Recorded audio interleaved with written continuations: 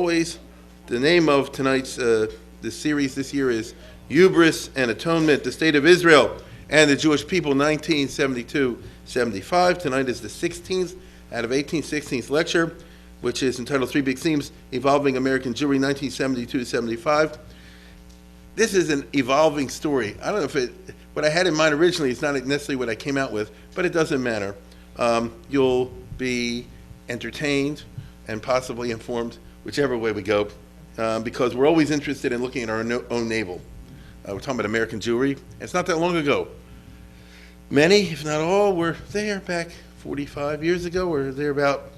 But before I begin, I have to add in something from last week, and that is, I mentioned somebody in my show, Alan Abramowitz, that talking about Soviet Jewry last week, and when it came to the knowledge of the American public, and he said, "Oh, sure, Saturday Night Live." I said, "What are you talking about? I don't know what you're talking about." He said, "There's no Soviet jewelry." I said, "See, now I want to tell you something. The sophisticated types over here, I have no idea what he's talking about, right?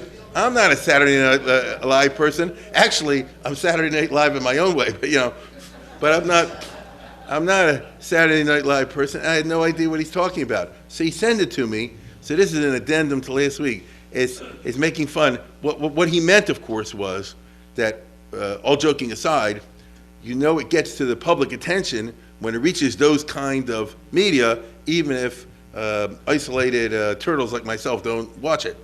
And so you this is from the mid-'70s, and they're talking about the problem of freeing Soviet Jewry, or maybe it's, well, you take it away.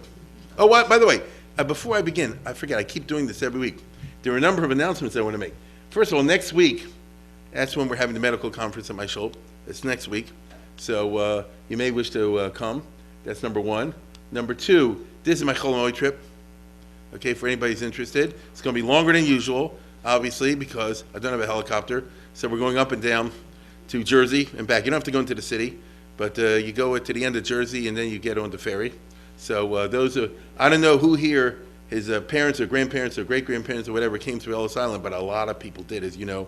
And when you go there, the Jewish part, it's not the only part because a lot of other people went through, but the Jewish part is very noticeable in the Ellis Island Museum, and Statue of Liberty speaks for itself. So anybody's interested in that, you'll let me know. Some people have already started. This is what I hope to do after Pesach sometime in late April. That's my plan at the moment. Although now I just found that I have a talk to give in Hopkins or something, so I may have to put off for a week. And whatever the case is, I think that covers everything we're going to, and now we jump right into it. Take it away.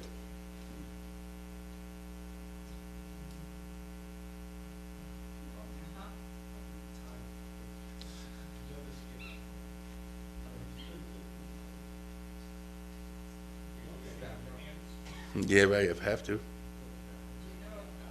Is it there?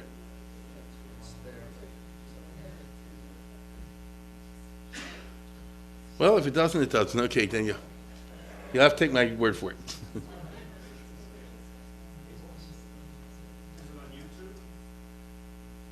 It was sent to me, I don't know.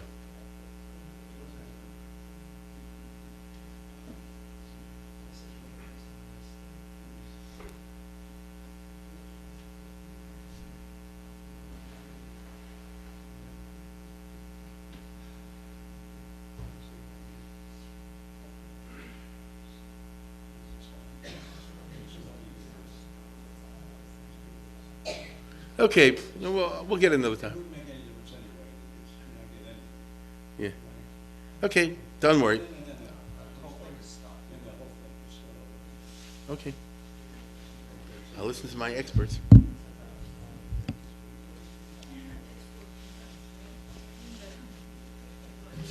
my God. Right. That's right.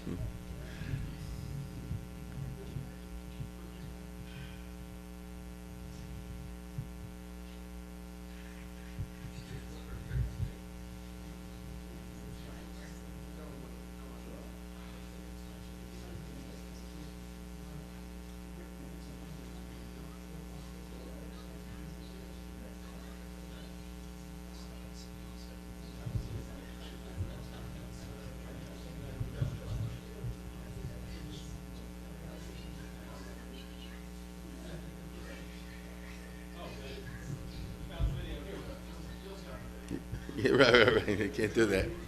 Right. She can get it on the thing. 1, 2, 3. Like, 1 minute. Hold on.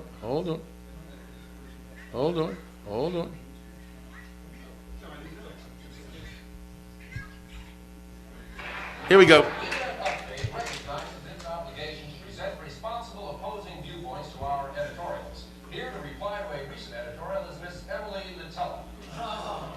What's all this fuss I hear about saving Soviet jewelry? Jewelry. What makes Soviet jewelry so special? Will it be worth more in a few years? Why, with prices the way they are today, all jewelry will be worth more. Now, if I recall correctly, Mrs. Khrushchev didn't wear very much jewelry, and her husband, the premier, didn't even wear a watch. Not a Mickey Mouse watch, anyway. Why, they wouldn't even let him into Disneyland, and now he's dead. Well, I'm infuriated. Save Soviet jewelry. Where are we gonna put it? I say keep it over there with all of their ballet dancers. Let them keep their own jewelry and their ballet dancers. As a matter of fact, why don't they get the ballet dancers to save the jewelry? Americans have had more important things to save, like gas and electricity. And what about our fuel? Now that's important, not jewelry. Mr. Tom, What? it's jewelry, not jewelry. It's what? It's Soviet jewelry. The editorial is about jewelry, not jewelry. Oh, that's very important. Yes. Never mind.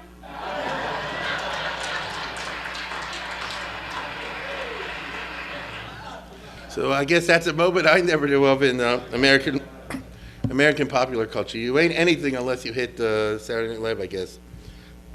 Now, okay, now to American jewelry in the early and mid 70s, of course, from the perspective of 45 years later. And that's always the fun with history. The past is always changing because your perspective is always changing as life passes by and you look at things differently, hopefully.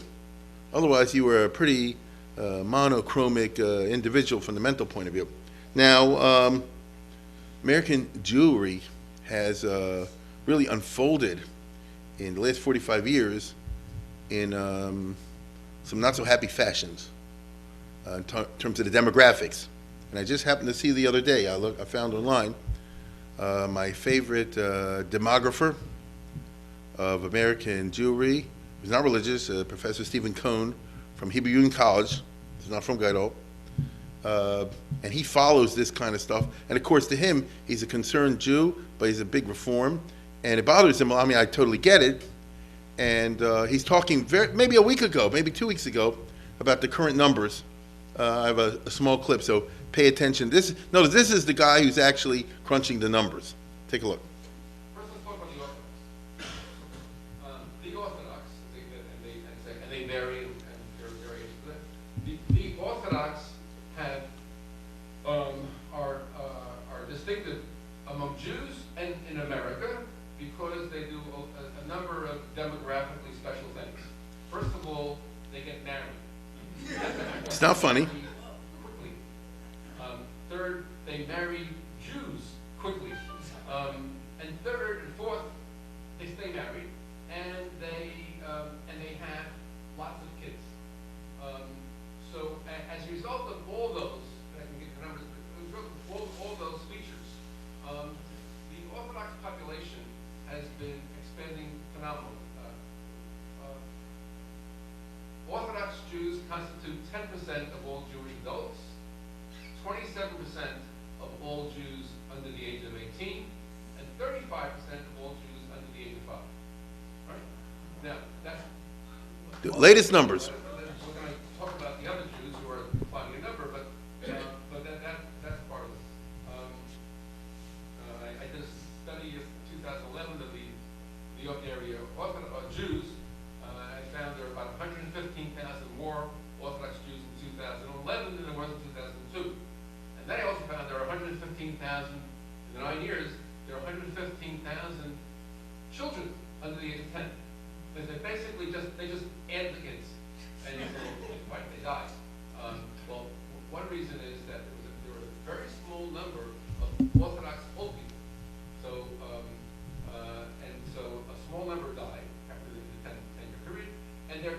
overcompensated by the small number who kind of wandered into Orthodoxy. They weren't, and then they fell in Tshuva and others.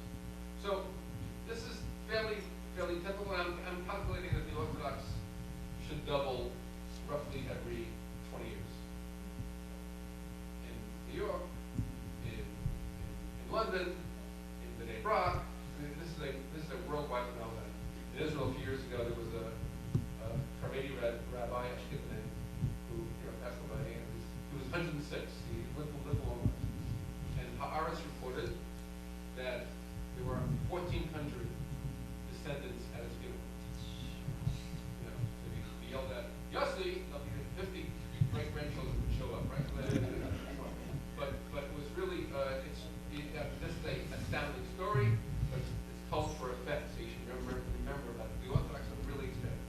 What about the non-Orthodox? Well, the Orthodox have a fertility rate of roughly 4.1. The non-Orthodox have a fertility rate of 1.7, which is below replacement. We need 2.1 for replacement. We're talking about 1.7. The 1.7, though, it isn't all good news, because a lot of the 1.7 are non-Jews being raised as non-Jews. Now, why did he raise as non-Jews? What could possibly be the reason that Jewish parents should have non-Jewish children? Intermarriage. Jewish people marry non-Jews, and the Jew and non-Jew get together. They love each other. They make decisions about how they want to raise their children.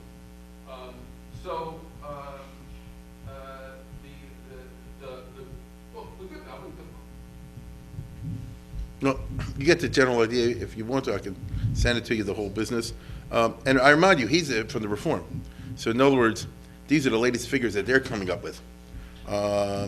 So that gives you a little bit of a perspective the last 50 years, 45 years. As I see it, though, tonight, the significance of the 70s was when the Orthodox free fall in America came to a final end. I'm talking about a free fall that begins with the French Revolution. It's a basic part of the modern Jewish history, okay? Until approximately the French Revolution, late 1700s, everybody was from a traditional, knows whatever those categories used to be, as I spoke about on many occasions. And, from the right to the left, it was all within a basic traditionalist framework. However, that cracked for a whole bunch of reasons, beginning with the French Revolution, and what shall I say? It didn't stop. Nobody knew how to fix it. So despite, I'm talking about, let's go to the next chart. I spoke about this in detail on other occasions. There are the four pieces of the traditionalism, and here are some of the things that knocked them down. The Haskalah, the emancipation, which of course got rid of this. The urbanization of public schools, which of course got rid of this. The various isms, which got rid of this and this, right? The fundamentalism. By the time it's over, for the vast majority of Jews, unfortunately, whatever, they left observance, shall we say. And so what I'm talking about is a long historical development in which the parents are religious, the kids less so, the grandchildren not at all, or some variation on that theme. We all know people in our own families, and it's well known. And the key point is that the Orthodox never figure out what to do about it. So you're talking about the late 1700s, and all through the 1800s, 1810s, 20s, more people left Yiddishkeit, shall we say, in the 1810s than before. More people, again, left in the 1820s than before that. In the 1830s, more than before that. In the 1840s, and down the line, and especially get to the 20th century.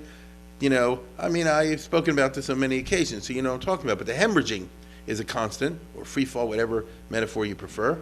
And nobody really knew doing anything about it. All the famous people that we speak about may have had what you might call a local success here or there.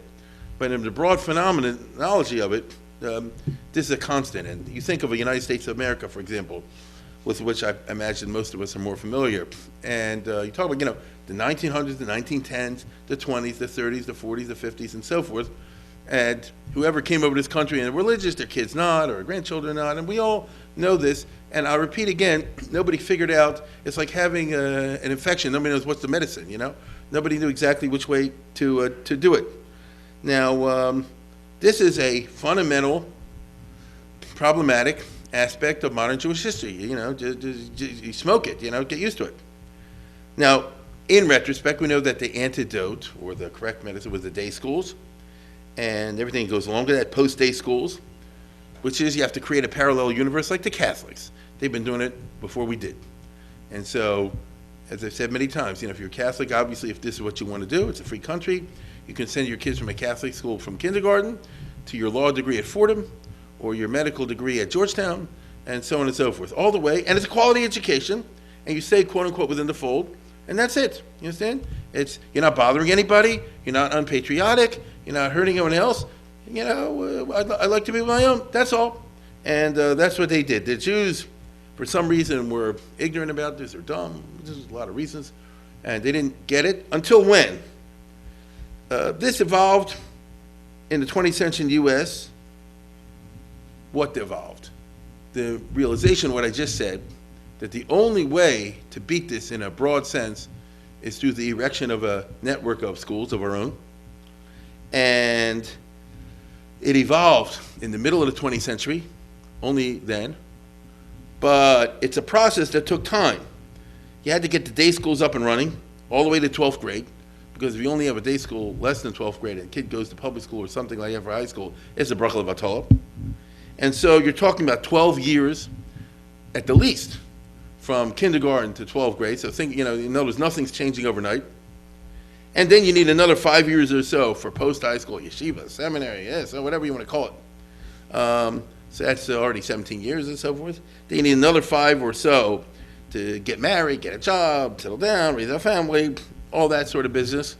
So from the time the day school phenomenon begins and they start to get what I just told you, till it actually starts to produce payros, and you start to get cohorts of graduates that can form some kind of a critical mass. Small in the beginning, but as you just heard, larger as time goes on.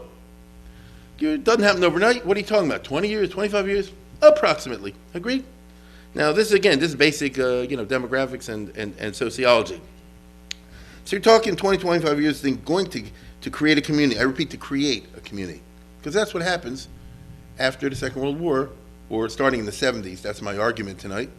That you have the creation of something that never existed before, and that is, what shall I say, a Orthodox community in which everybody says Shomer Shabbos to one degree or another. And that was not there, certainly in North America, once upon a time. Okay then, let's get specific. Day school started in this country really only after 1945. Only a tiny number existed before that. I'm talking particularly high schools. The first high school is MTA. Dr. Rebel started in 1915. It was a revolution. Okay? You never say, oh, you can't make high school. It's impossible. The Orthodox basically maybe can run an elementary school. I'm talking about the English level, you know. Can't get a high school. And he said, yes, you can. I'll show you can. Similarly, yeshivas and seminaries come after 1945. Stern College starts in 54. So the new social reality that I'm describing doesn't really kick in until the end of the 60s and the beginning of the 70s. Right?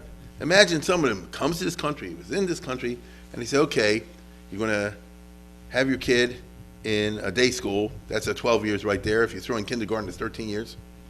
And then afterwards, some sort of thing. Could be YU, could be Ner Israel, could be Chaim Berlin, whatever you want. And then, of course, like I say, you give it another couple years to get a job and move wherever you're moving and settle down over there. So it's roughly 20 to 20-some years till you see the fruits, the final results of this historical process I just described, which was not realized and identified by demographers or social scientists at all in the 40s, 50s, 60s, 70s, right, until the 80s. That's just interesting. Let me illustrate from a local example. Even though Baltimore is kind of unique in some ways, but it's only unique in that it came in a more intense and crystallized form, that's all. But you have it across North America in one degree or another. So in Baltimore, Maryland, TA started the first day school in 1917. But there was no high school, so therefore it was a bracha levatala. For the vast majority of the students, there was no high school to go to, so you went to, public high school. Of course there are exceptions, so I'm talking about the general.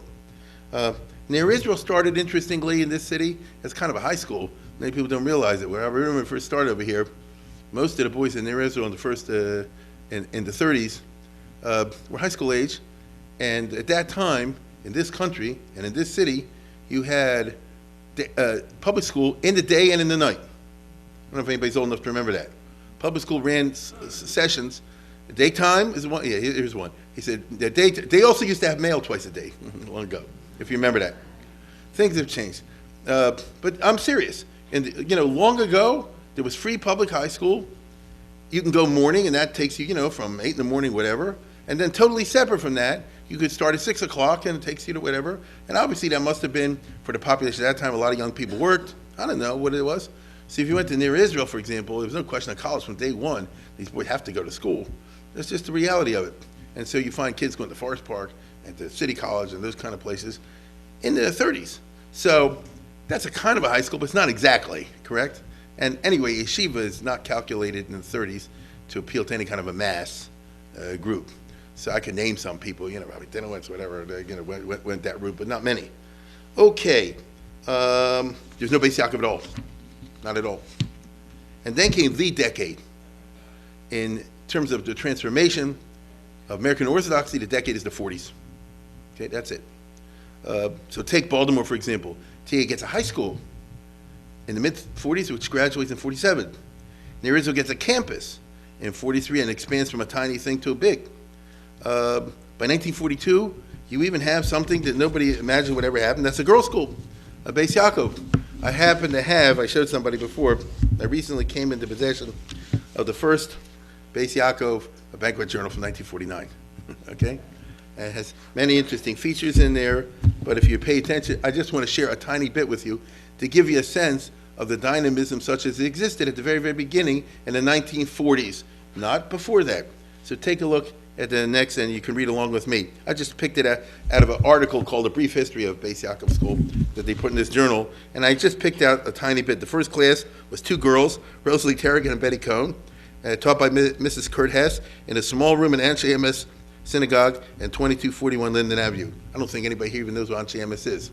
It was a break-off once upon a time long ago because the Glen Avenue show wasn't from enough. Okay, because I'm talking about downtown on McCullough Street, whatever, because they started to commit the sin of giving people an aliyah that wasn't Shomer Shabbos in the 30s. So a certain group, I won't go into more detail than that, made a shul called Anshe Emes, and that's where you had the first Beis Yaakov class, right? They were soon joined by the 3 Stauber girls, Barbara, Rhoda, and Bernice. Some of us know who they're talking about. And slowly but surely, so we're talking about 5 girls. And slowly but surely, as many parents observed, the advantage of the school Beis Yaakov idea took firm root and began to flourish in Baltimore, Maryland. So we're talking about the years of World War II. By the following year, the school had outgrown its first classroom and moved to large quarters in Congregation Zichron Abraham Nachman and Brookfield Avenue. Jake, where is that? Where is he? Okay, he's not here. There he is. Who's Zichron Abraham Nachman? That's Rabbi Schwartz. I myself don't know. Where's Brookfield? In Forest Park? Near Druid Hill Park. Excuse me. Mrs. Starr was the first English teacher, and Rabbi Eglin joined the staff with Strong Ladies Auxiliary, with Mrs. Davidowitz as president, and to help cope with the financial other problems of a growing school. So you start to get the idea. And then they have a few other paragraphs, and then I'll just add, I think further increases in enrollment in 44, again caused Beis Yaakov to seek more space, and to move to Sheretz Israel, Park Heights, and Glen. Rabbi Levi, New York, was engaged as a dean and executive director.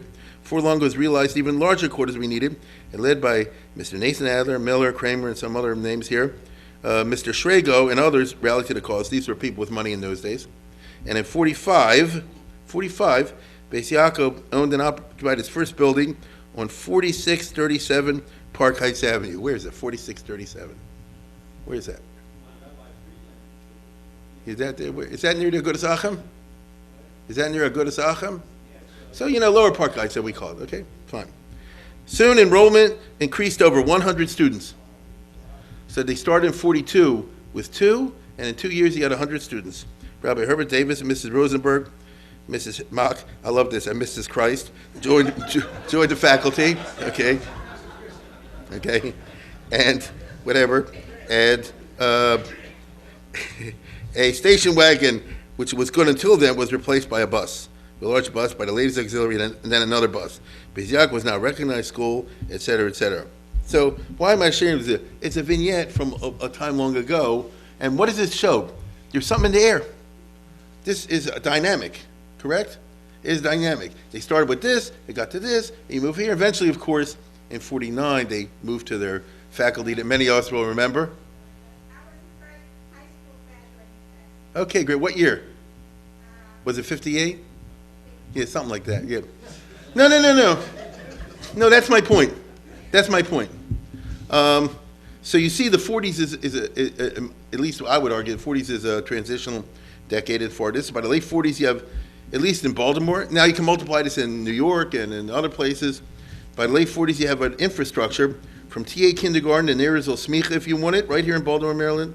You have a parallel educational universe, a parallel educational system. Now, give it another 25 years or so, you're around 1970, right? Or so. You know, till you get your classes that go through from the beginning all the way to high school and graduate at high school. Some went in there, some go to YU, some go here, then this one moves back till they settle down, till they get married. You talk about the late 60s, the early 70s, okay? For it became clear that to create a religious person in the 20th century, you need high school and yeshiva or seminary, something post-high school as well. High school is not enough. Let's face it. All during the 50s, 60s, and even into the 70s, schools like TA, and even to a degree Beis Yaakov, across North America, had plenty of kids from non-observant families and kids who had no interest in becoming observant and never did become observant. Okay? If you're my age and wherever you are in North America, you know, I was an unusual class because all the rabbis' kids, so happened to be, between rabbis, chazanim, shamashim, and the rabbeim, and so on and so forth. Most classes were not like that. Most of the kids in class, it's weird. They went to the 12th grade, and they learned to pick up nothing. But the parents, that's what they wanted. It was in old days, and you had that phenomenon. So high school in and of itself can't necessarily create anything. I would say with the perspective of today, these boys could be regarded as the last of what I would regard as the lumpen proletariat traditionalists. Okay? What do you call it? Refugees, grocery stores, small businesses, our parents, right? For many. None of their kids would go to day schools. You hear what I'm saying? Notice the kids who went to TA, went to Beis Yaakov, their children wouldn't go, right? In other words, we observed in the 50s, 60s, I'm talking about, a winnowing out of traditionalists into those few who became from and the majority who did not. They actually became secular. With nothing. I'll say it again, I have contemporaries, and you may as well. I know, I see them, some live in Baltimore. They're nice people, all the rest of it. They're just not interested at all in being religious Jewish, that's all, period. Now, only those who continue past high school to yeshiva of some sort or another, seminary, could be assured of remaining observant. There are exceptions, obviously, but there always are exceptions. But I'm speaking of the broad public and not the exceptions. And of course, as this process took a life of its own, once you have more and more boys that are being indoctrinated willingly, I repeat again, being brainwashed, indoctrinated willingly into the supreme importance of learning Torah. If you're in yeshiva, that's what they teach you. You have a counterculture developing. Not just kids who are going through a different educational universe, but with a different set of cultural values. Here's the 60s, the regular guy. Here's one type of counterculture, and here's another. Right? It's not the same, but believe me, the Nefesh HaChaim is a counterculture. It's the supreme importance of learning Torah, and any minute in the world that you don't learn Torah, the world's going to fall apart, and there literally is nothing more important than Torah mitzvahs and so on and so forth. That is not what the average Jew anywhere in the United States has even in their universe of thought, let alone whether they agree or disagree with it. It's not something to reject. It's not known, okay?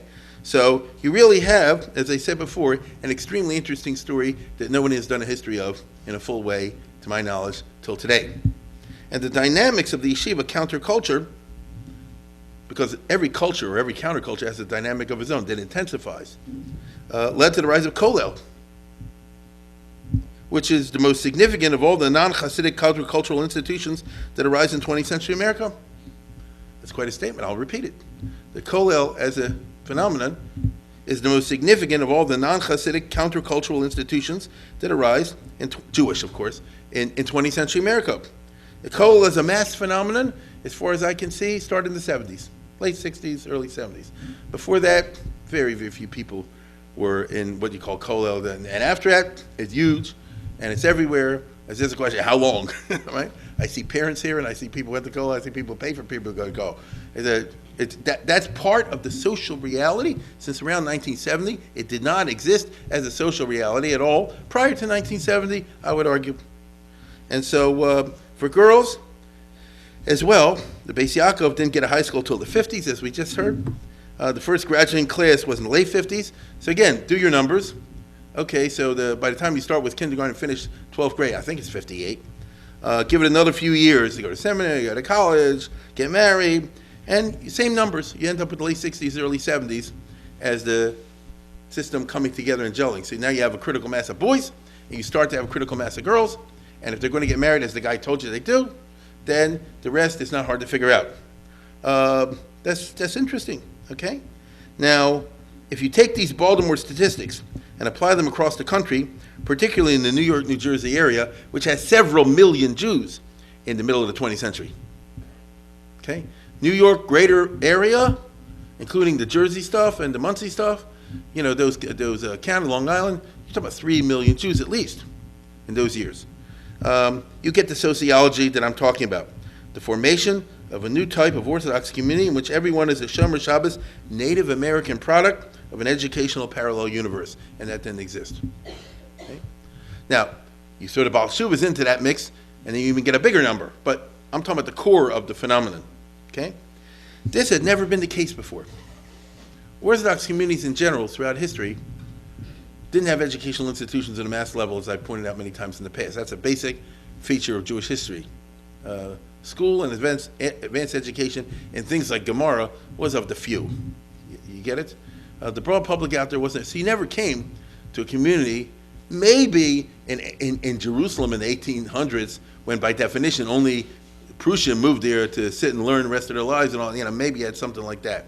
But outside of that, in Europe, and obviously in America, in a place like that, even if you had a frum community, it's, you know, it's mostly what we call balabatim, without this kind of educational, you know, framework, which is understandable. If you want a Baltimore manifestation, because you start to see around 1970 or in the 70s, the physical manifestations, the structural manifestations of what I'm talking about. Shomer Emunah, where we are not tonight. No, seriously, we're at their banquet. Wait a second. Shomer Emunah starts around 1970, 71, 72, something like that. I mean, I was young enough to remember that. And what does that mean? For the first time, you had a group that formed of American guys. They had some kind of yeshiva background, YU and Aries, or that sort of thing. Most of them were college graduates, and you know, the doctors, lawyers, and so on and so forth. And it's not the Glen Avenue Shoal, you know, and it's a 70s phenomenon. I always like to say, and I think I've said here, that when I was young, in the Jewish Times, long ago, they used to every week have a list of all the services in the different synagogues, if anybody's old enough to remember that. They had the movies and another page with the shuls. And sometimes I got it confused. Anyway, and there are 30 synagogues approximately that no longer exist that I can think of off the top of my head. You understand? That they were there once and they just fell apart through desuetude. You know, just drive in one of the tours downtown. You see all these shuls that once existed and just didn't. And they all, you know, Beth Jacob is a prominent name that comes to mind, but there are many others. You know, especially when you come from Forest Park, you know, the Har Zion and the Dolefield Shul and this and that and the other, a lot of them. Okay, so about 30 shuls, Orthodox shuls, once existed and didn't. They were all shuls of the type that you know, pre everything I'm talking about tonight. On the other hand, I think since Jewry, about 30 shuls have popped up, new ones. I would say something like that, and they all have this profile that I just described. Everybody's a Shomer Shabbos, everybody's this, everybody keeps kosher, and that's a sociological revolution. This didn't exist. My children, and maybe yours, have grown up in a different universe than I did, okay? A completely different universe. And that itself is kind of interesting. You know, all of us who are parents and grandparents always have to pinch ourselves twice a day to say, you know, they're not living the same lives we did, okay? So you always have to factor that in, aside from the internet and all that other stuff. But just at the sociological level, to live in a community where everybody's kind of like you, all the rest of it, maybe somebody dreamed of that, you know, back in Pupper. That's not what it was in Lower Park Heights and Forest Park and 100 other places across the country. It's not what it was. But starting around 1970, Baltimore, Teaneck, Chicago, and up, you start to get this phenomenon, which is a sociological revolution, aside from a religious one. So my argument, of course, is that it comes as a result of the process that I just described. As I discussed last year, you throw into that the rise of the gap year after the Six-Day War, where everybody goes to Israel for a year. Accelerated this process, the rise of NCSY, the spread of Lubavitch. All these things come late 60s, early 70s in a heavy way. And you end up with a community of youngish people, youngsters, who take religious observance rather seriously, even if some wear it lightly. And this meant the emergence of this unique phenomenon of what we call the American Orthodox Kehillah, which I find very interesting, because like the Jews in the Middle Ages, the American Orthodox Kehillah is of service and on sufferance. Take, for example, Baltimore. We don't have a Kehillah in the classical sense, that there's an organization that everybody belongs to and pays dues, and there's a central body elected by everyone that decides how to spend the money on communal projects. And so we don't have anything like that at all. Boy, the fur would fly, okay? Instead, what we have is the capitalist American model. I create something, and if you want it, you use it and pay for it. Schools.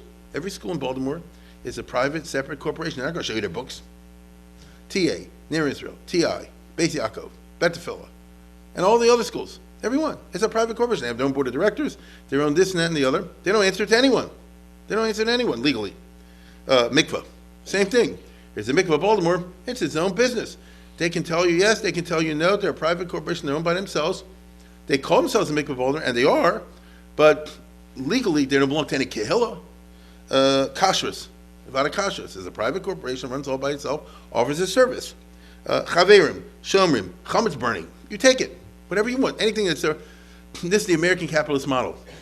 I identify a need, and I provide, fill in the need, and the public will come. How do they say, if you got the mousetrap, they'll come.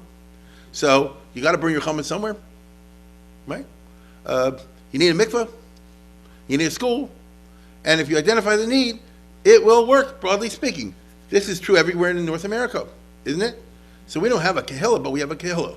We have the functioning of one, right? We have a functioning one, but not really, really, really. But that's okay. What I just described conformed, it modified to conform to the American reality. If you tried to have something that worked in the European reality, what was foreign to the reality in America won't work, okay? So that's a sign of vigor. When an organism modifies to prevent its demise, that's a sign of a strong item out there, right? Whether a germ or something positive. Now, that's what it is. An interesting aspect of this new type of community, which I tell you dates from 70 or thereabouts, was a fuzzy and variegated attitude towards college and higher secular education. That was from day one. Here are the three faces. Yes, no, yes, yes, right? Yeah. In other words, Salvation says yes college, or Byron College said no college, or Ruderman said no college, yes college. They got both. And that's the way it is. In other words, that's part of the cultural split, internal conflictedness within that community. That's okay. That's, such things exist. And so it's a central feature of the emerging culture, which didn't exist before, the 60s, the 50s. It didn't exist. Now, the truth, of course, is there's a big difference between college and college. I mean, you go to YU, it's not the same thing as regular secular college in terms of the effect it's going to have at deconstructing fundamentalism and nomianism in the second half of the 20th century. If you go to YU, you're getting college education, and they're not out to destroy your belief system. You go to secular college, they kind of are, not explicitly, but that's usually the result. Doesn't have to be, but it's usually the result. So on the other hand, if you want to have a YU approach, as Rabbi Lamb put it, Torah Mata, you need a sophisticated appropriationism. That's not easy, especially for young people. That this part of culture I take, and that part of culture I don't take. That's putting quite a, what's the right word, a challenge on a young person, which is just interesting, but this is the way it developed, as we all know. But these very disagreements, which were strong, bespeak a new community. If there are arguments about this from Baltimore to Chicago to New York to LA and all the rest, are you talking about a network which constitutes a new community, trying to define itself? A community that never existed before. You never had such a thing as a large mass of quote-unquote frum kids who now face the question of how much secular education and not secular education. If you don't go to college, how are you going to get a job? If you do college, you want to become Roman. How do you work all that out? These are new challenges that are characteristic of the second half of the 20th century, or really, to be perfectly honest, of the last third of the 20th century, which I think gives it an interesting historical perspective. By the 1970s, the day schools are now discharging class after class into the Orthodox world. So remember the old new masses? The Orthodox are turning out new masses, okay? They're creating new masses, which is what this demographer that I showed you a few minutes ago, Stephen Cohn, was talking about. You get to a certain point, and you just start having more kids and more kids coming out, more kids, and they're getting married, and one thing does the other. What I have been describing is the crystallization of a shift to the right in American Orthodox Jewry, who are also beginning to be fruitful and multiplied. Such a shift to the right, while accepted by many, and I'm talking about the 70s right now, could not but help provoke a counter-reaction. The seeds of this, centering among certain YU pulpit rabbis, is a tale of its own. Way back when Yeshiva University started, at the beginning time of Dr. Revel, because he's really the one that made it. Yeah, I mean, it was there before, but he's the one that made YU. There had emerged an image of an American modern orthodoxy in contradistinction to a mere replanting of European orthodoxy to America. Is that clear? You're talking about a different phenomenon. We're not going to take the old country and bring it here. We're going to create something called American orthodoxy. Old orthodoxy, it was held, was doomed. I'm talking about 1915, 1920. It was doomed because it could not communicate with American youth, the youth who were the hope of becoming the Orthodox masses of tomorrow. The most obvious manifestation of what I'm talking about was the Yiddish language, which was rejected by the younger generation. The extreme cultural insularity, where the rabbi knows nothing about baseball, movies, literature, etc., is a negative, it was held. Such detachment from the lives of the congregants of necessity made the European-born immigrant Rav irrelevant. You don't understand? It's a different world, okay? This is the old years, the Agodas Rabbanim and all that. On the other hand, it was argued, I'm talking about literally 100 years ago, it was argued that YU grads would not suffer from these deficiencies. They're either born in America or raised in America, or educated in America, they'll speak English, they do know what baseball is, they do know what's going on in the movies, they do read the New York Times, they're up there, and at the same time they're Shomer Shabbos, and they're giving a Gemara class or Mishnah class or whatever it is. Makes sense. For their part, if you go back 100 years ago, 90 years ago, 80 years ago, the old school rabbis, the European types, viewed the YU rabbis with contempt. Okay? If you're really interested in the story, you can read the two books by Rakefet, about Bernard Revel and Rabbi Silver. He's from the YU, he's from the Agudas Rabbanim. Okay? And it's very interesting. And you see, obviously, was a bitter clash within the world of the rabbinate in these decades, the 10s, the 20s, the 30s, the 40s, into the 50s, shall we say. So it's interesting. Now, Dr. Revel, who was a great man, also took about 20 years to get YU up and running, if you count the high school and then eventually the college. They got the high school in 1915. That means they couldn't graduate to first class till 1919. You know, dates matter. They didn't get college up, I think, till 28.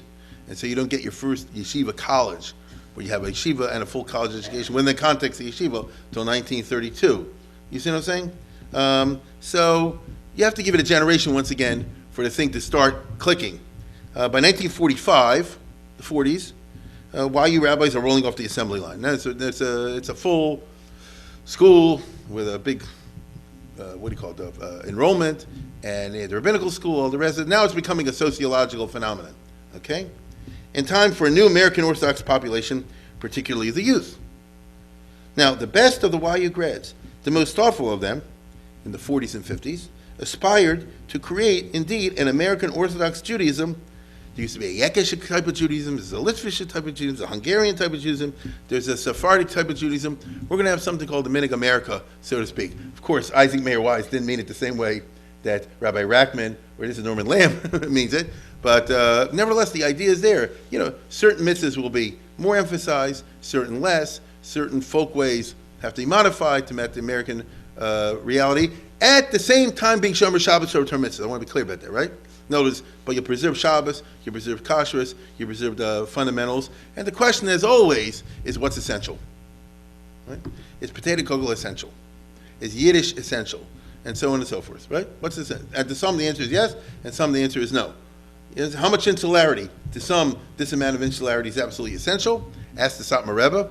And to some, it's not essential. You can be a frum person even without these sorts of things. And these were the internal strains and stresses of that kind of a period in American history.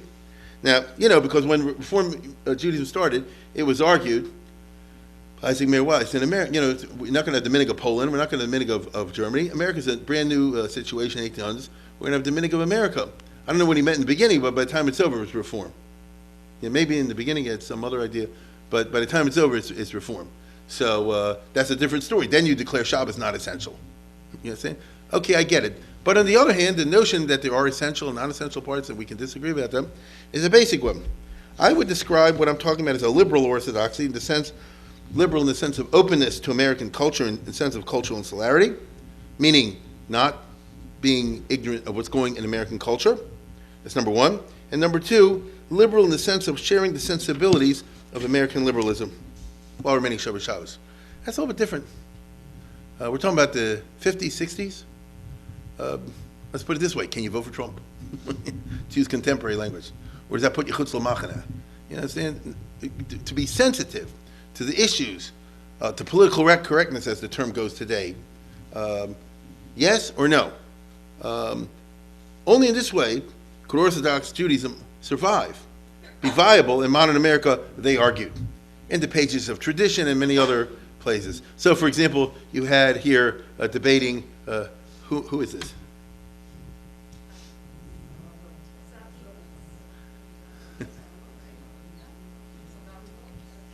I see it's Greenberg. That's Rabbi Lichtenstein. Yeah, right. You got it? Okay. Why are they debating the Vietnam War? In Near Israel, there's no debate about the Vietnam War. Get it? No, what are you talking about? You remember, you had to have a position on the war. And the liberals argued that it's unconscionable for Orthodox Judaism not to come out in condemnation of the war because of the napalm and the My Lai and all the other things that were bad about the Vietnam War. How can you not have a stance on there which is fundamentally basic American Orthodoxy? Of course, the counter-argument goes like this. The Satmar Rebbe cares about the Vietnam War. You understand? That's up to America. Let them figure out what they want to do with it. That's up to me. I care about Jewish things. And therefore, I have no position on the Vietnam. Whatever the country wants to do, I'm behind. That's a different sensibility. It's two ships passing in the night. You ask Rabbi Ruderman. Ask Rav Moshe Feinstein. Ask the Lubavitch Rebbe. Ask the others. What's your position in the war? Whatever the government wants. Yes? Baruch Hashem, America's a wonderful country. They have a democracy. It's great for everybody, whatever the country wants. You understand? And the counter-argument is, how can an intelligent person in this day and age not position on the Vietnam War? Or whatever other issue will be the cultural touchstone in the 70s, the 80s, the 90s, down till today, and in the future. Okay? Now, this was the argument behind this growing cohort, small but growing cohort, basically YU guys. I mean, Yitzhak Greenberg didn't go to YU, but basically this type, in which you want a vibrant but very American Orthodoxy, which will be quite distinct from the old world types, from the European types, and Israeli types also, but it'll fit Sugapas for America. Listen, you wouldn't go to Frankfurt in the time of Sam Saraviel Hirsch, and even though they're different, you wouldn't say they're not from, get that kind of argument. They did it their way. It worked for them. They Shomer Shabbos, they keep kosher, et cetera, et cetera. Let them do it. So here also, we live in Manhattan, many of these guys, and we live in the epicenter of modernity, and you won't be able to get young thinking people, boys and girls, college education, to want to voluntarily marry and participate in these sorts of Orthodox Jewish rituals and ways of thinking, unless you locate it very comfortably within the American culture. However, as the 50s and 60s unfolded, by the time we get to the 70s, it was evident that the charisma in Orthodoxy lay on the right and not on the left, not even in the center of Norman Lehmann. For young American Orthodox Jews, who are now demographically and sociologically coming onto their own as the most important population, charisma turned out to lie with the European Rosh Hashivas, who couldn't speak English and didn't know about American culture. Rav Moshe Feinstein doesn't know who the Orioles are. This was surprising to the proponents of an American Orthodoxy. The masses, the kids out there graduating from the schools every year, joining the masses, identified legitimate authority and rabbinical types who the modern rabbis regarded as being out of touch with the American Orthodox sociological reality. Indeed, their non-Americanness was the source of their religious charisma. Why would people be interested and follow the psak of Rav Moshe Feinstein?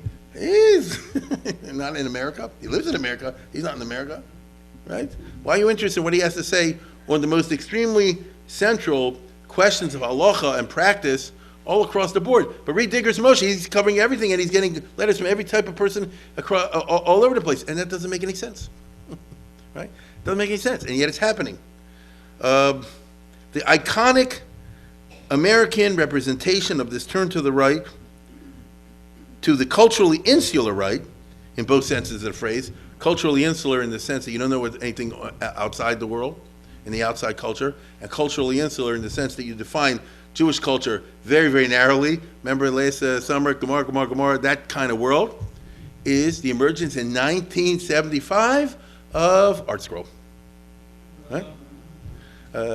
First one was Megillah Esther, so we're right around this time of the year, okay? This is counter-modernity in a modern format. So wait a minute, what is that? Is this a modern thing? Is it an anti-modern thing? Like what is that? And we all know ArtScroll Grow is a classic capitalist model. They made one dumb book and it sold like crazy, and they made two. And next thing you know, boom, it's like it. So again, it's obviously responding to a need. You follow? It's obviously they touched a button that no one had identified, which is what Bill Gates did. You know, notice that's a perfectly valid business model. All right? Now, the bitterest critics of ArtScroll from day one were indeed the American modern Orthodox. There's a famous article, if you remember, from yesteryear, judged above by Barry Levy. You know, in tradition, the insiders don't talk about. You know, this is a deceptive animal, which Raz puts. In other words, you know, the chazer looks like kosher, but really it isn't. When one examines the ArtScroll commentaries, you look by the attractive appearance. They're nicely bound and printed with a Hebrew and English face types. And Jack, that we are modern, we are scientific, we're permanent, we have class. First examine enable contents, etc., etc., etc. Do I have the other page on there, Jay? If not, okay. Barry Levy. Anyway, the point is that he goes on to say, you're not modern, you're not this, you're not that. Go to the next one. Yeah, here it is. It's not modern. The first volume of the series appeared in 75, really. But recent publication, no guarantee of being modern. Modern Bible studies from classical Bible study is an attempt to visualize the characters in their ancient context rather than contemporary ones. It rejects Hellenistic descriptions of Moshe as a sorcerer, what you and I call the Agadata. Artistic reconstructions of Haman as a three-cornered hat. Rabbinical portrayals of David and others as rabbis, as called the Gemara. Attempts to correct the events, the misimpressions by reconstructing the rise of biblical characters. In other words, basically he's saying like this, the ArtScroll is not modern, and it's true. It's extremely right-wing and traditional. If it's in Rashi, if it's in Tosfos, if it's in the Rambam and the Ramban and so forth, it's in there. If it's in Martin Buber, if it's in, Moses Mendelssohn, and Harry Orlinsky, and so on and so forth, it doesn't exist. Okay? And it's driving Jewish studies professors crazy, because you're poisoning the public. That's the point of this article. You've never heard of it, that's my point. It doesn't get much traction, let's put it that way. We're talking about an interesting tactic. Let's go to the next one. They had termed Derech Eretz, Hirsch, ArtScroll as Torah and principled omission. Meaning, we just don't mention them. Okay? So if you're doing Gemara, then I'm interested in, Shama Friedman and Mechar and different, strata of the original Talmudic text. That's what they're interested in. Okay? They're interested in studying the Talmud like an yeshiva. What does Rashi say? What does Tosfos say? What does the other one say? And all the rest of it. That's who they are. Now, it's a free country. You can do whatever you want. Okay? And what really drove these guys crazy is they sold like hotcakes. They still do. And so, oh my God, what's happening? The whole public is going to the right. They didn't question their own interpretation of the sociological reality of America, which this may have called into question, because one never does that. But instead they said that there's some kind of devious plot or something like that, or what can you do, the masses are asses, and that's how American Jewry goes. It turned out, and again, this in the 70s, This is in the 70s. It turned out that the broad Orthodox public was not bothered by counter-modern from ideas. They're not really that interested, as I said before, in question of biblical criticism. It's out there, you can get it. It's not what they're interested in. The broad American Orthodox public was bothered by their own Judaic illiteracy, of whose outlines they were both aware and not aware. Because they knew there's a ton of books out there in the back of the synagogue, and I don't have any idea what's in any of these. And isn't that bad? They were bothered by the opacity of basic Jewish texts, which has always meant, until the Art Scroll and Steinsaltz revolution, because both of them did it, that the broad observant public throughout history was unable to access the riches of Judaic literature and thought. So you go back to Poland, Hungary, Lithuania, and all that. The average person out there, let alone the female, but the public out there, they can't read these books. So you're a heir or heiress to a very rich culture, right? Extremely rich culture, and of great depth, and breadth. And you know as well as I do, you're never going to be able to get into any of that, unless you're the one kid, the one girl, the one guy who was very good in Ramban or something like that. I mean, that's the exception. Such has always been the social reality past a few rabbis and learned types and a massive Ami Haaretz. This is just interesting. Here's a picture from Old Baltimore. That's Rabbi Forschlager in the shul downtown in the B'nai Israel, on Lloyd Street. There's a few people old guys learning the Gemara. That's Nathan Adler. He says, there's a few people learning a Chevra Shas class they use, and believe me, I'm old enough to remember. The Chevra Shas was learning the Gemara not in any depth, just basic, which is also good. I'm not knocking that. But I'm simply saying they're not looking in the back and this commentary and all the rest of it. And there were very few people that were into that, usually people who had learned in Europe or came over or whatever.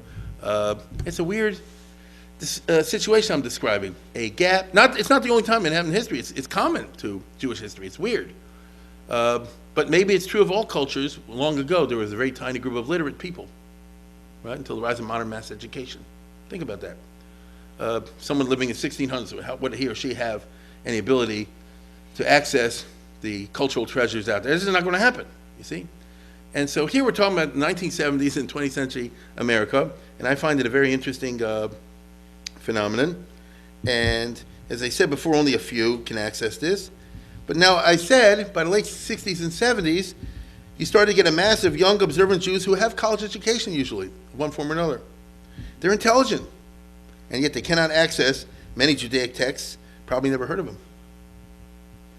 What an interesting gap. Once you're out of college in the workplace, you're not really going to pick up the language skills to penetrate the Gemara, not if you have a real job. It can happen, a tosis. It can happen. It's not probable, let alone the other writings. But if somebody art scrolls it for you, you can access it. And you can gain a heck of a lot of knowledge. You can access, or you can be part of, what I would call the emergence of a Torah version of middlebrow culture. Does anybody remember middlebrow culture? Because of course the art scroll is the surviving remnant of middlebrow culture. When I was a kid, when you went to the supermarket, you did not have the National Enquirer, not that I recall, but you had encyclopedias. You had the geography books, you had science books, history books. You remember? Anybody remember that? And what was that all about? It's now you're not going to become a PhD, but you learned a heck of a lot. That's how I learned my first American history. That's maybe how you learned your first science, if that's what you were into. It was in the supermarket, meaning people were buying it. It doesn't exist today. No. We in America, in the most enlightened period, have seen the downfall of middlebrow culture, which is not a good thing. Remember, they used to have all the art books, right? So the average person out there, I'm talking about the housewife, the regular guy who works, even for a garbage truck. I'm not being funny.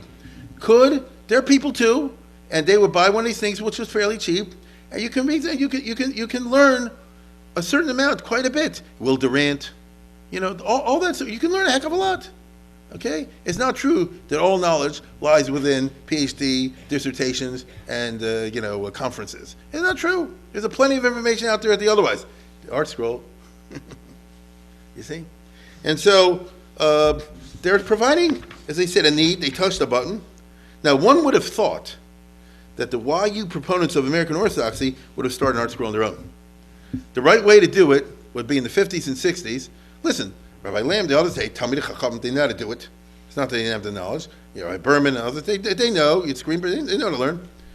You could turn out a Mikras Gedolos and a Gemara even, and a Mishnayos, and so on and so forth, all the rest of it. The Siddur, right? And the Siddur, which you can't make fun. It tells you 3 steps back and 2 steps. So people want that. One of the most moving siyums I ever attended was long, long ago in Jewry. I was invited by this guy. I'm not going to say names, of course. He said, I don't think he's alive anymore. Him and another guy made a siyum on the art school Siddur. There were 2 Baal Tshuvas. They were brand new, or whatever you call it. Came from no educational background. It was very moving. This is what they decided to do. So how come, why you, quote unquote, didn't do this in the 50s? Right? How come all you had is the Birnbaum Siddur or something like that? This is a case. It's like, why didn't IBM do what Bill Gates did? That's what we call nowadays the discipline of the marketplace. Agreed? That's Alan Greenspanism. So that's what I'm talking about over here. They didn't, and not in the 1970s, and really not in the later 20th century. They're, even today, a little bit. In failing to do so, they left the field open to the yeshivas charedim, because that's what art school is, which generated an art school revolution, starting in the mid-1970s, as we all know, and this intensified the rightward shift. So my point tonight is not to give you a history of a public house, but to point out a sociological phenomenon, okay? That the art school bespeaks a profound sociology over here, and it's not to laugh at, okay? It's interesting, and it so happens, for a variety of reasons, but it so happens, here's the contingency part, that the group that developed this were these right-wing, Lakewood, quote-unquote types, and so forth.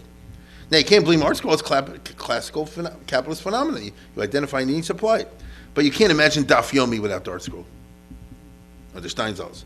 You can't imagine Daf Yomi as a mass phenomenon, something American Orthodox leaders of the YU type could not imagine would happen in the future. They had 100, look at this. They had 95, turn off the sound. He said, they had 95,000 people in MetLife, okay? Which phenomenon in American Jewry, not from, can pull 9,000 people? Frankly, which one can pull 900?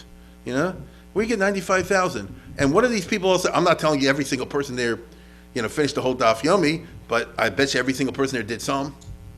And this is something that was simply beyond the possibilities before the 1970s, or the Gemaras came out in the 80s and 90s. So what are you doing over here? You're providing a possibility for access to your own literature, okay? So you're going to sit there and say, well, it's not modern, it's not accurate, it's not scientific, all the rest of it. Maybe it's not. Maybe it's not. But look. And so you end up with very interesting phenomena. I might point out, though, and here's where the story gets interesting, it always does, that all change brings it with an unintended consequence. I've told you many times. Whenever you have change, there are unintended consequences. In opening up the Judaic classic text, especially the Babylonian Talmud, in the 80s and 90s, art school and Steinsaltz made possible the acquisition of Talmudic knowledge by new populations they never dreamed of. Okay? I'm talking about Jews. I'm talking about Jews. Although he's not wrong. Gentiles can now access the Talmud if they wish to. It was quite an experience for me many years ago when I Googled myself, and the first one that came up was the Nazis. And the reason was they were interested in something the Gemara said in Sanhedrin, and it said David Katz, from the art scroll.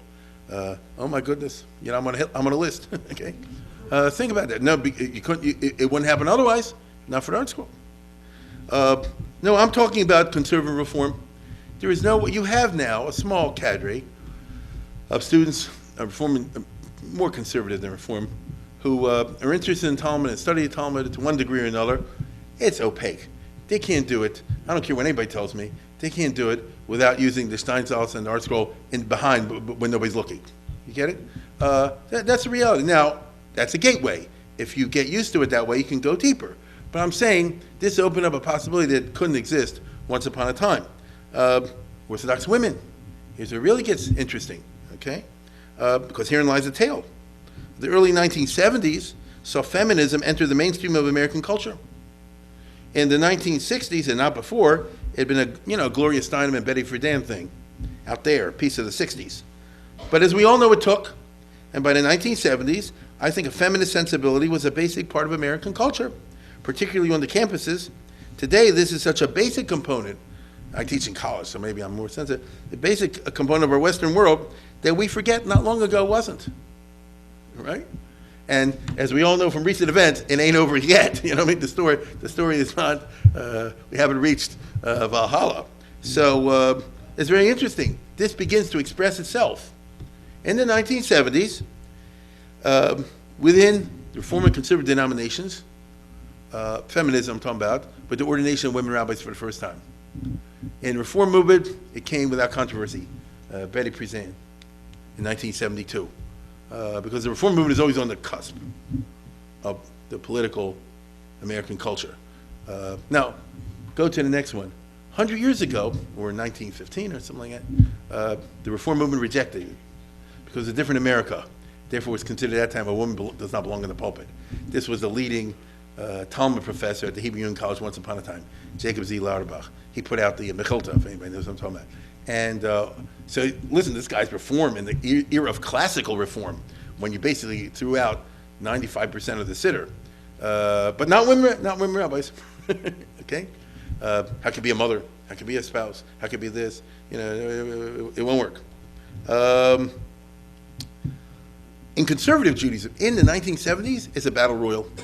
Okay, this was the big fight in the conservative movement. Saul Lieberman and the old types were totally against it. They said it's also, they published Shuvas, that it's also all the rest of it.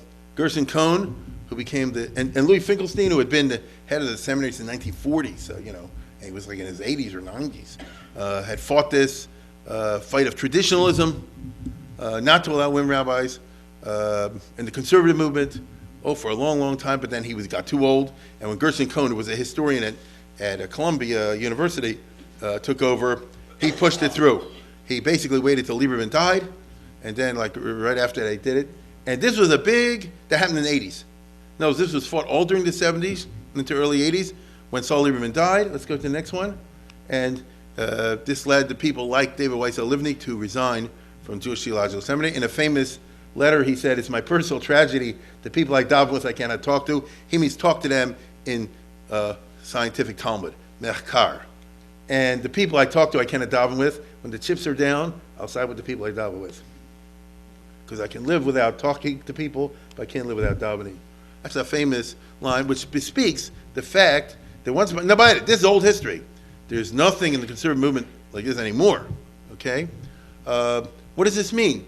The 70s, you find Jewish denominations are responding to the culture. That's it. They're responding to the culture. What about the Orthodox?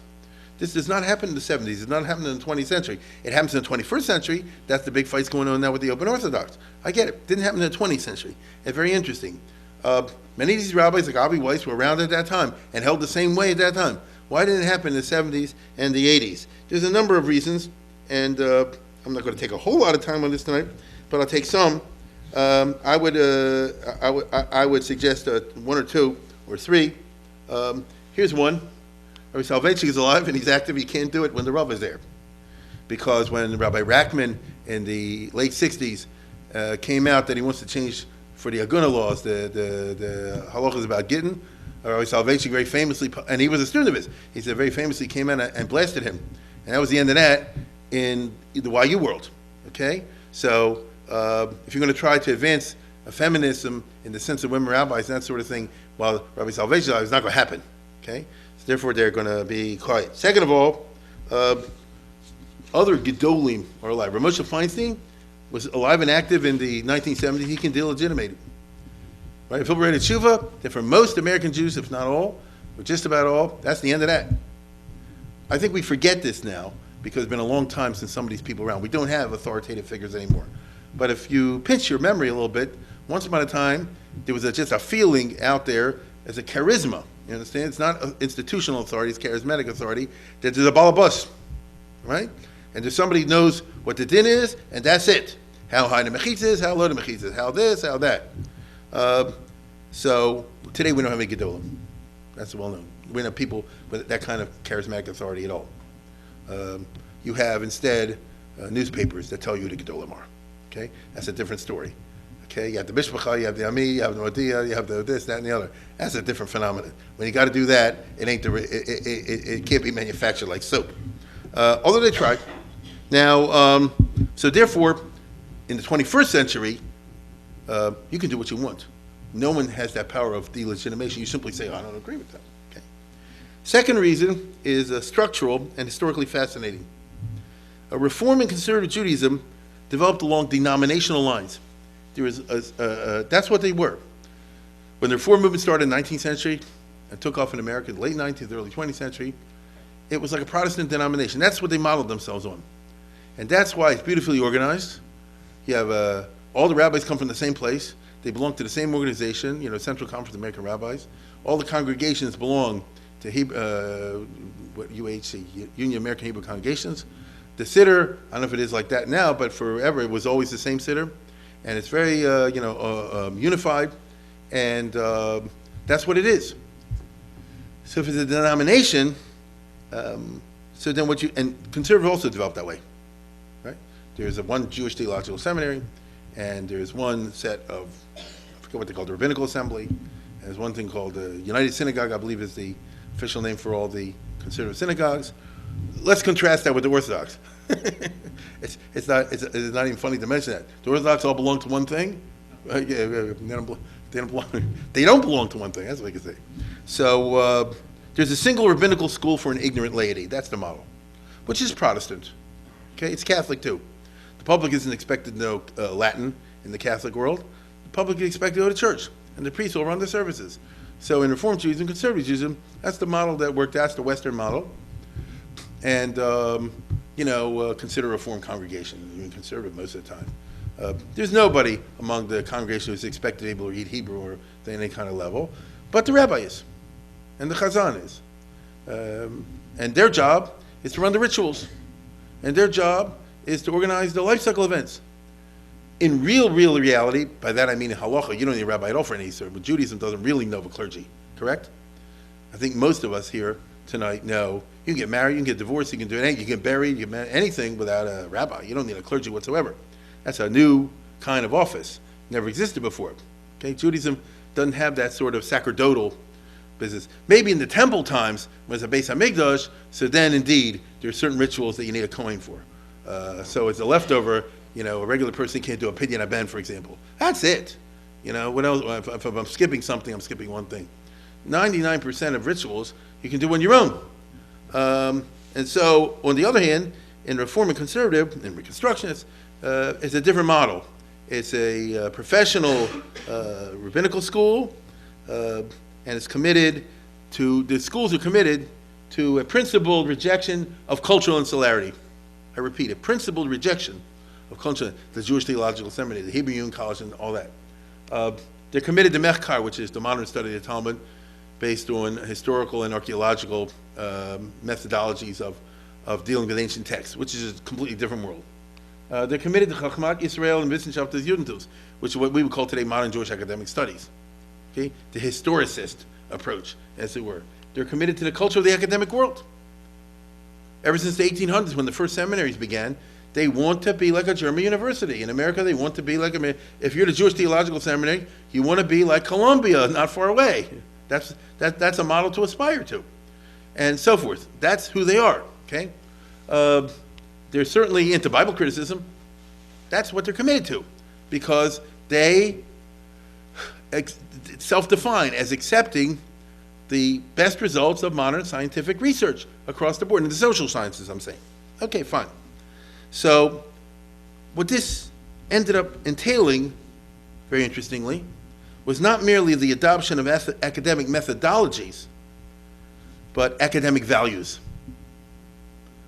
What the culture of the academy, which in America is liberal, holds to be proper, whether in terms of gender, whether in terms of Trump, in terms of anything, that's the culture you want to be part of, and not the culture of what you call the deplorables.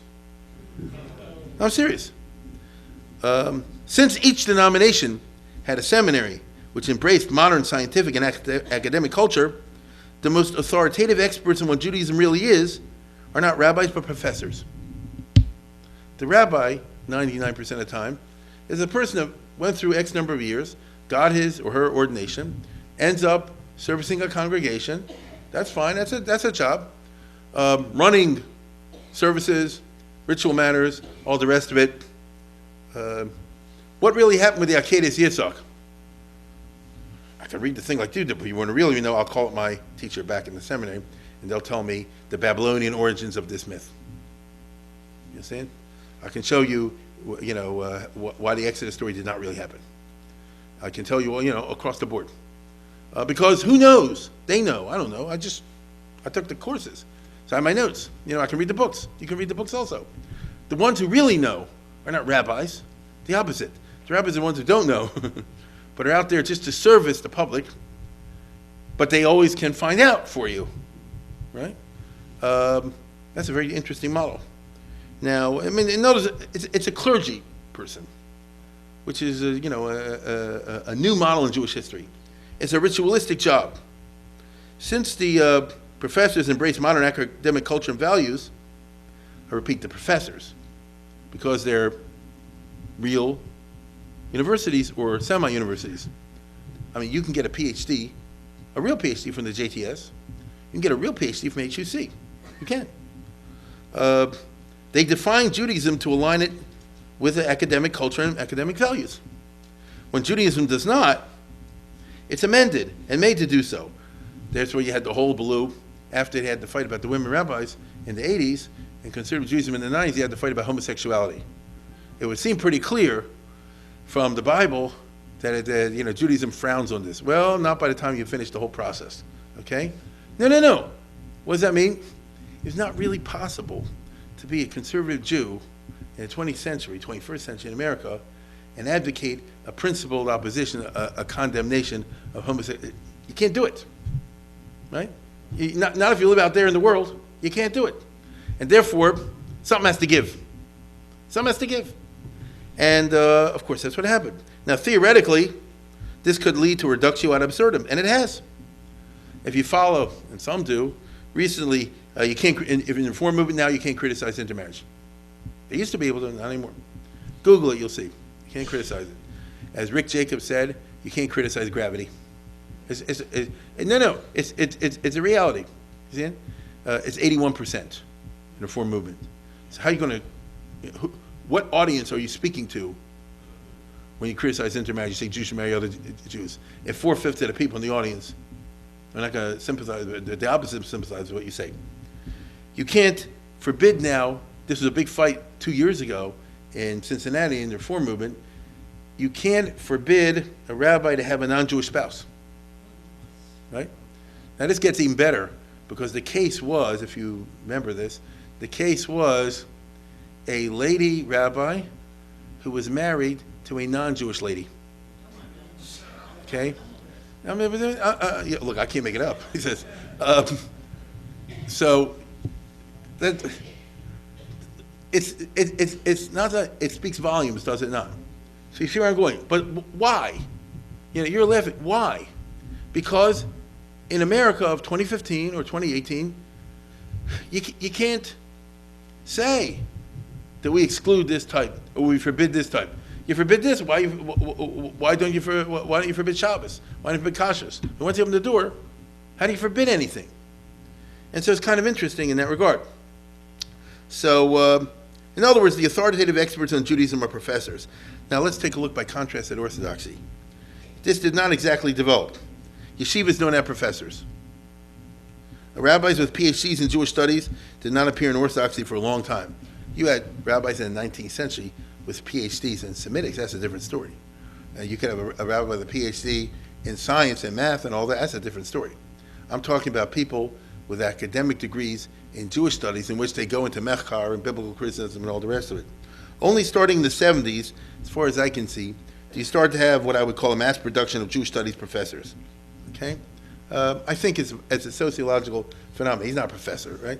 It's interesting. These are cultural icons I'm pointing to. But starting in the 70s, because of post-war and all the rest of it, you start to get more and more people going in for these kind of departments. They open up in universities all across the United States. It's part of the post-war guilt feelings. You know, once upon a time in America, no university at all felt that the Jews are a worthy subject of having a department or a chair even, okay? Because Judaism is a garnish where they're garnished. And there was only 2 universities before the Second World War that had a Jewish Studies department. One was Columbia, one was Harvard. And the reason is because Linda Miller gave $275,000 to Columbia in 1927, which is a lot more than a Jewish chair cost, to put Sela Baron as a professor of Jewish history. That's because Nathan Littauer, or his widow, went to Harvard and offered again something like $300,000 at that time in the 20s. Okay, I don't know what 300,000 at that time. So basically, I'll pour a bucket of gold on your head if you say yes. So, and that was considered, by the way, a very liberal move on the part of Harvard and Columbia, and very opening and so on and so forth. I hate to tell you this has remained the case till today. I personally do not know of a single chair in any Jewish studies department of a Jewish thought or history or philosophy or any Holocaust or any kind of stuff, which was not created other than by some rich Jew going and throwing money at him. University of Alabama, Johns Hopkins University, maybe you've heard of that, University of Maryland, all the state universities, all the Ivy Leagues, and so on and so forth. Somebody went to them, and especially, by the way, your hoity-toity college, Williams and, Haverford and all that. Somebody went to them and threw money at them, and they said, okay, we'll do you a favor. That's just very interesting, because that's not what happened with black studies, not what happened with women's studies, not what happened with Asian studies. That they got on their own for political correctness. For Jewish studies, it's a different reality. So that's just interesting to keep in mind. But anyway, whatever the case is, Orthodoxy did not have that in the past. Traditionally, the most authoritative rabbis had or have no secular education in principle. Next week, I hope, on Sunday night at my show, when we have this medical conference, I'm going to be speaking of a highly unusual situation where in the 1600s and early 1700s, this is most unusual, you had rabbis, real rabbanim, and Talmidei Chacham in Italy, who through a certain cultural quirk had a secular college education, had MDs and things like that. That's the exception. Get it? Even today, the yeshivas are like, what do we do with these guys? Yeah? That's the exception. Typically, that's not the case. As a matter of fact, we're dealing with a different worldview in traditional Orthodoxy. There's a worldview that says like this: the culture of the outside world is fundamentally incompatible with the teachings and worldview of the Torah. A person who has had no contact with the outside is not a person to be deprecated as ignorant. Rather, he's a person to be admired as his hashkafas have not become contaminated. That's a different way of looking at things. Okay? That's a different way of looking at things. Such people obviously forcefully reject the attempt of outside society, including academia, including non-Orthodox denominations and journalists, to define them. So everybody, all the journalists, because journalism is what you call a hegemonic discourse. The journalist holds him and herself above the crowd and says, I'm going to define who you are, and that'll create a reality. Not if you don't let it. Right? Not if you don't let it. It's interesting. In other words, it's a bluff. It's like the Wizard of Oz. And I could name cases, but I'm not going to. You don't have to listen to them. You have to garbage them. It's just interesting. And this is a culture in which he said, with the outside doesn't affect us. Now, maybe this is going to change in the 21st century because of the internet. Maybe, because of the blogs. Maybe not. That's up for grabs. But I'm talking about until the 21st century. They don't care what the New York Times thinks about you. They don't care what the Reform Movement thinks about you. They don't care what the other thing thinks about you. It's its own universe. In that regard, you're doing with the Amish. You understand? We do our own thing. And thank you very much. I'm not bothering you. I'm not breaking the law. I pay my taxes, and so on and so forth. So I want to live my life the way I want to live my life. That's what it is. However, since the 70s, there has emerged a growing population of Orthodox Jews with PhDs in Jewish scholarship. The Bible, Talmud, history, halacha, Kabbalah, you name it. For the most part, such persons coming out of an academic culture do not like aspects of Orthodoxy which clash with their sense of right and wrong, which is totally understandable. Like I say, putting away all the hot button issues, let's just talk about Trump. That's easy. You understand? A person coming from university culture says, how can my parents vote for Trump? Don't they see this is terrible? You know, it's the biggest Avera. And the parents say, what's your problem? You get it? What's your problem? You see, because you heard from the professor? Yeah, it's this culture clash.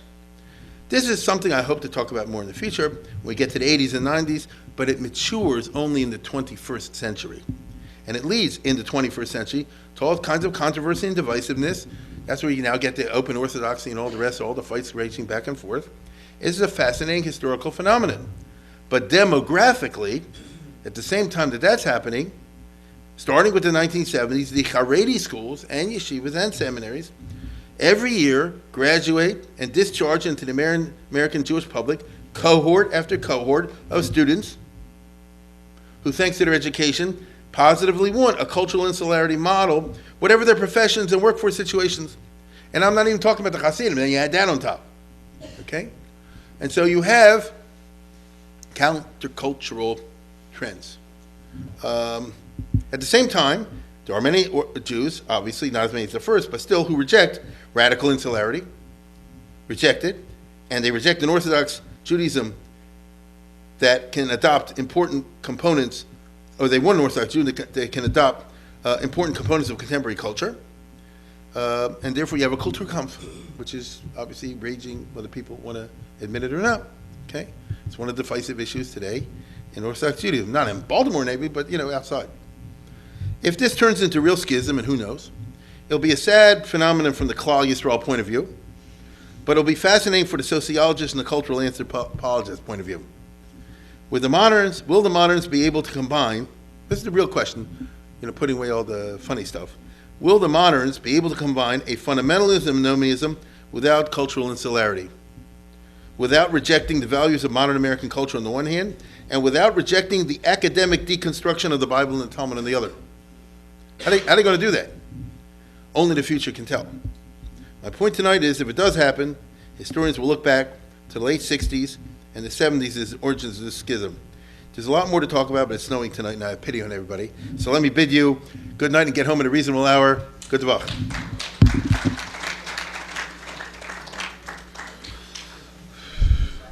Yeah, next week.